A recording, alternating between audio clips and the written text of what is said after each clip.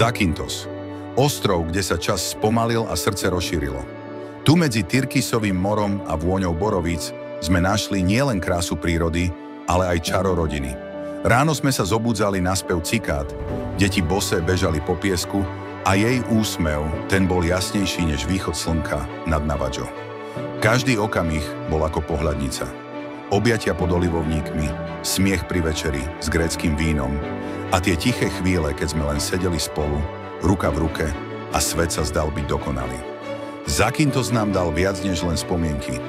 Dal nám príbeh, ktorý budeme rozprávať znova a znova. Láska, rodina, more a my.